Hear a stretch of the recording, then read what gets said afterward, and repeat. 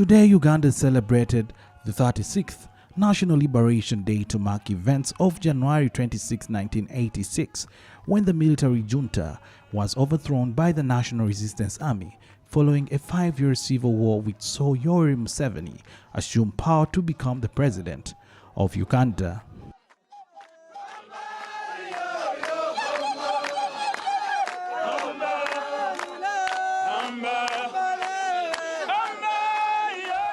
Very much worse than they were under Amin, because under Amin, first of all, Idi Amin was not killing people outside the intellectual class.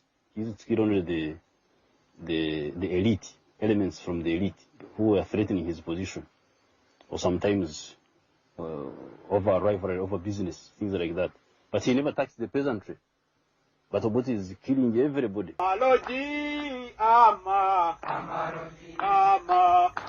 While in the bush, Museveni and his colleagues in the National Resistance Army would instill the doctrine of the movement in their recruits. Political education would also be key in shaping Uganda once they captured power. Because Obote did not value self-determination. He valued the education of the people of the North. And in fact, it did not mean the people of the North, it meant himself. The National Resistance Movement is a nationalist organization. It is a nationalist in the sense that it is fighting for the aims of the whole country and not for aims of a section of the country. On 26 January 1986, the fighters who had initially gone to the bush to fight the Obote II regime would march into the streets of Kampala amid cheers and ululation. Museveni would make his way to the steps of parliament to be sworn in as president. What has been happening in the last few days is a mere change of guards. This is not a mere change of guards. I think this is a fundamental change in the politics of our country.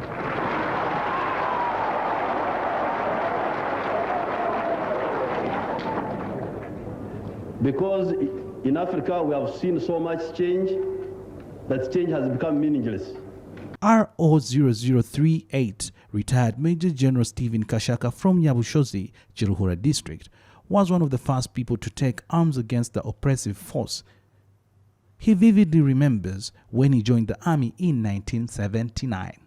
So I joined very early in 1979, and I joined from NASA. This was almost at the climax of the war against Idi Amin.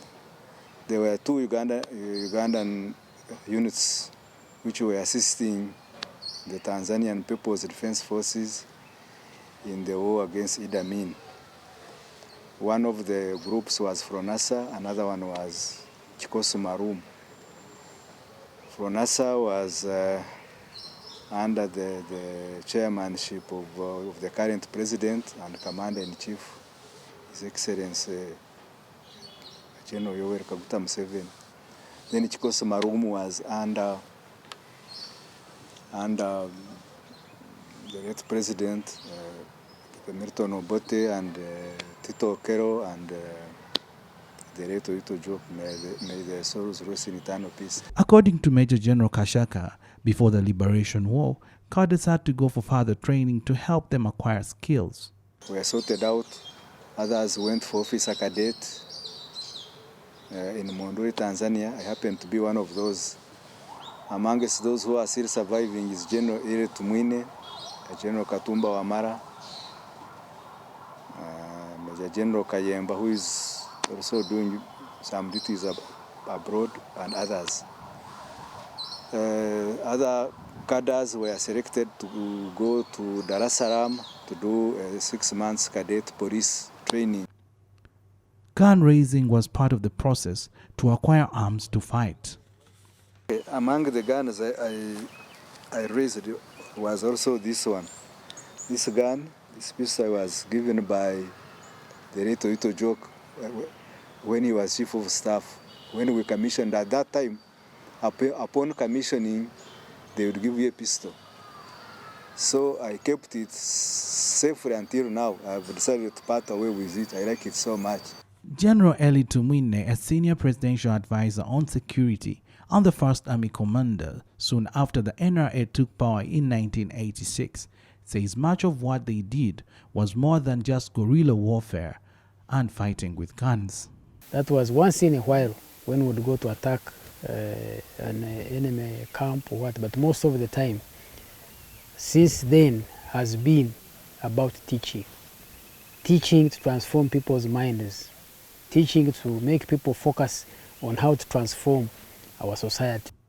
General Tumwine says that 36 years down the road, Uganda has been transformed in many ways.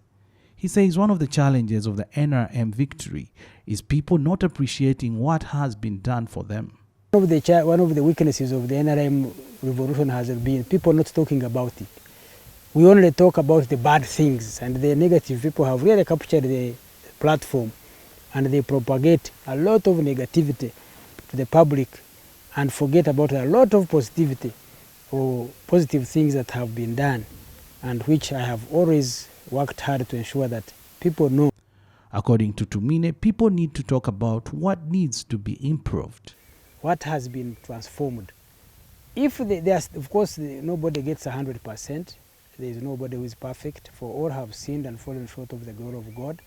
But the biggest room in the world is room for improvement, and that improvement is what we should now talk about. Where should we improve? Rather than say nothing has been done, there hasn't been any progress, when it is visibly there. Captain Edward Francis Babu, a former cabinet minister and a Central Executive Committee member of the ruling National Resistance Movement, says that although the country was liberated in 1986, more needs to be done to unite the people of Uganda. As long as you don't unite the country and it's detached, and some people feel they are not included, they are not included in the system, they will fight back. According to Babu, liberation is a continuous process that needs to be maintained. Babu says forced liberation may yield negative results. It is not something that you should play around with. Are you with me? So liberation is not something that is just there. It is something you must protect by your action, by your culture, by respect, by mutual respect of each other in the country. Emphasis on value addition. As Uganda celebrates the National Liberation Day on the 26th of January, there is a call for many Ugandans to commit themselves to building a prosperous